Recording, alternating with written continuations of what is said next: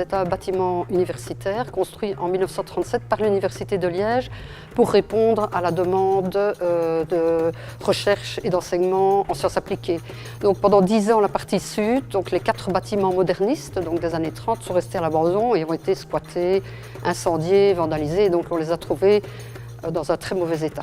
C'est un bâtiment de l'époque moderniste, donc un témoin de l'architecture moderniste à Liège, et très intéressant et qui avait déjà été reconnu très intéressant par la région wallonne. Et donc nous avons gardé ces caractéristiques essentielles.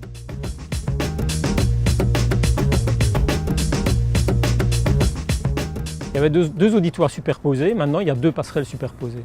Et la passerelle inférieure en fait fait un lien direct entre l'entrée principale du site et la partie arrière du bâtiment du génie civil qui elle-même est en contact avec le cœur du site du Val-Benoît.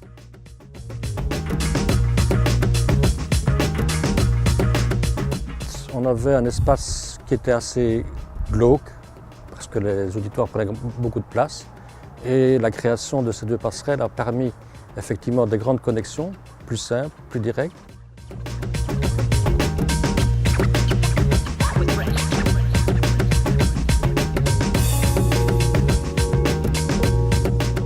Donc on a gardé des grands halls, les escaliers comme vous pouvez le voir, les façades, toutes ces caractéristiques ont été gardées et on a adapté le bâtiment aux nouvelles normes de confort.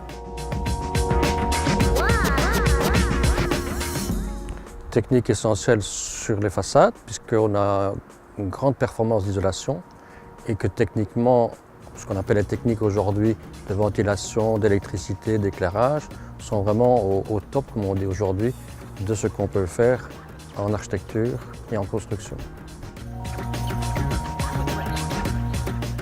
On utilise du vitrage, du triple vitrage extra clair, qu'on met en place des systèmes d'écrans solaires, de telle manière à aussi gérer la problématique de la surchauffe du bâtiment en cas d'ensoleillement.